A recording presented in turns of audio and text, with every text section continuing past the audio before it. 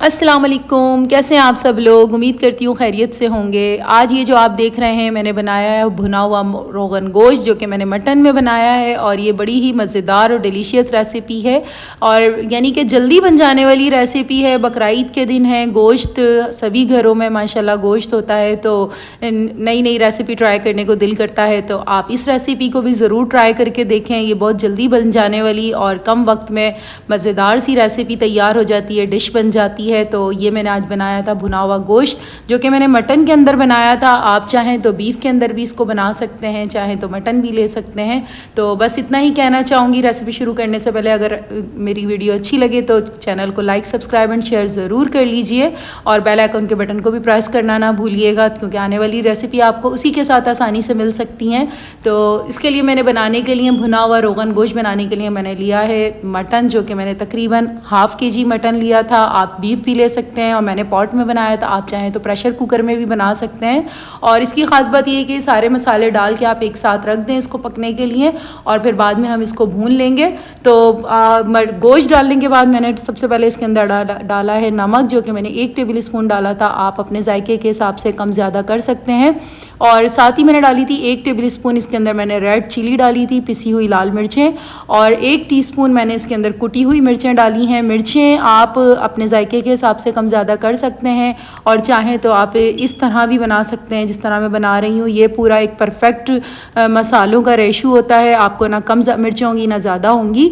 तो मिर्चों के बाद मैंने इसके अंदर डाला है तकरीबन मैंने 2.5 टेबल स्पून इसके अंदर मैंने पिसा हुआ धनिया डाला है और हाफ़ टी स्पून मैंने इसके अंदर हल्दी ऐड की थी। बस ये इसके मसाले थे। साथ फिर मैंने इसके अंदर प्याज काट के डाल दिया था, जो कि तकरीबन 1 बड़ा प्याज मैंने ले लिया था। और अगर आपके पास मीडियम साइज़ के प्याज हैं तो आप 2 मीडियम साइज़ के प्याज ले सकते हैं। उसको रफली चॉप करके इसके अंदर सिंपल डाल दें और तकरीबन 2 गिलास पानी आपने इसके अंदर डालना है और इसको पकने के लिए रख देना है। अभी मैंने इसके अंदर अदरक, लहसुन और ऑयल और जो है टमाटर वगैरह मैंने कुछ भी ऐड नहीं किया है। सिर्फ इसको सिंपल मसालों के साथ और प्याज के साथ इसको पकने के लिए रख देना है।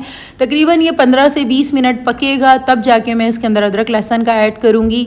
हर किसी के पकाने का अंदाज़ मुख्तलिफ होता है और वो ये है कि खाना तो हर घर में ही बनता है, लेकिन अंदाज़ मुख्तलिफ होता है। तो ये इस जायके के साथ अगर आपने पकाना है तो इसका यही तरीका है और बड़ा मज़ेदार सा ये गोश्त बन के तैयार हुआ था। सब ने ही बहुत इस रेसिपी की तारीफ़ की थी। तो अब मैंने कहा आप लोगों के साथ भी मैं शेयर करूं, आप लोग भी बड़ा आसान सा और अच्छा सा खाना बड़ी जल्दी से बना सकते हैं।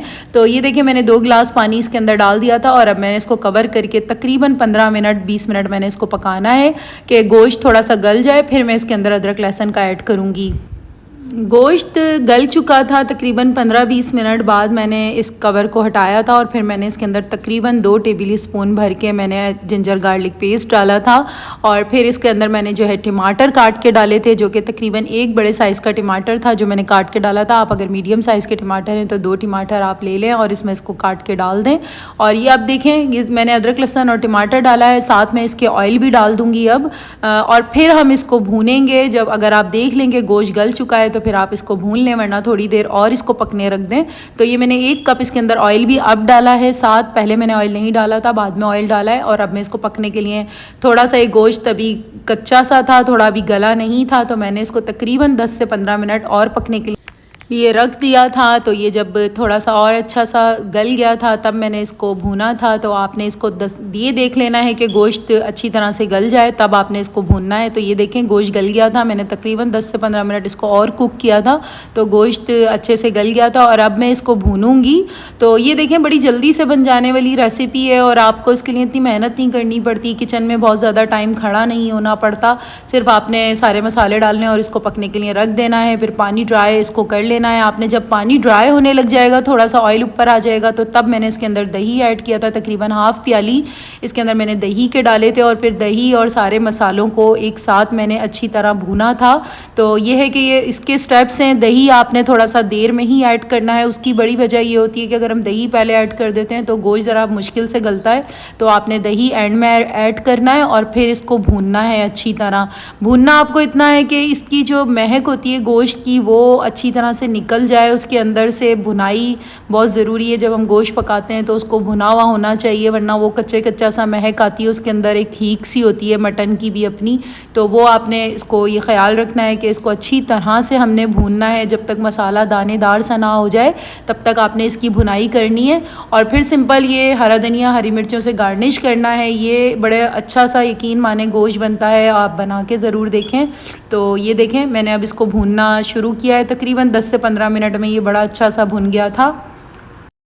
गोश्त तकरीबन भुन चुका है, मसाला भी भुन चुका है। तो इसके अंदर एंड में आपने हरी मिर्चें ऐड कर देनी है, 2 या 3 जितनी भी आप अपने जायके के हिसाब से पसंद करें। तो एंड में आपने इसी तरह साबुत सी हरी मिर्चें डाल देनी है। और इसके अंदर जो इसका सबसे बड़ा और मेन इंग्रेडिएंट्स जो इसका जायके को बहुत मुख्तलिफ बनाता है वो है कसूरी मेथी।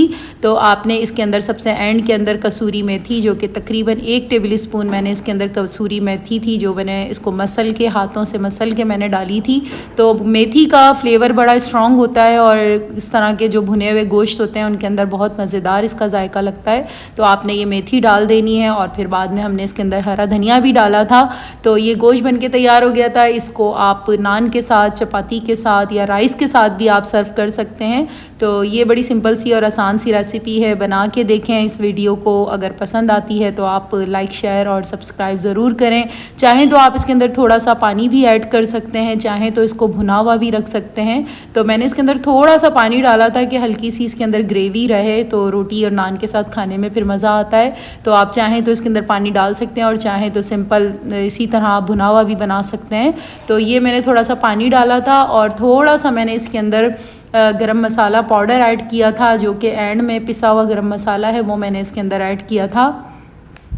गरम मसाले से भी इसका बड़ा अच्छा सा एक फ्लेवर होता है। गरम मसाला हमेशा एंड में ही ऐड करना चाहिए। तो मैंने इसके अंदर सबसे आखिर में गरम मसाला डाला था, हरा धनिया डाला था और ये हमारी मज़ेदार सा मटन भुना हुआ रोगन गोश्त बन के तैयार हो गया था। आप भी इस रेसिपी को ज़रूर बनाएं और बस वही बात है कि अच्छी लगे तो सब्सक्राइब ज़रूर करें। तो इंशाल्लाह ये है कि मैं आपके साथ फिर नई किसी रेसिपी में हाज़िर होंगी। तब तक के लिए मुझे इजाज़त दें। और हाँ, कमेंट सेक्शन में मुझे कमेंट करके भी ज़रूर बताएं कि आपको ये रेसिपीज़ कैसी लग रही हैं और आप और क्या देखना चाहते हैं, ताकि मुझे वीडियोज़ बनाने में आसानी हो। तो अभी आज के लिए यही था। इंशाल्लाह ताला फिर मैं आपके साथ मिलूँगी, तब तक के लिए मुझे इजाज़त दें। अल्लाह हाफ़िज़।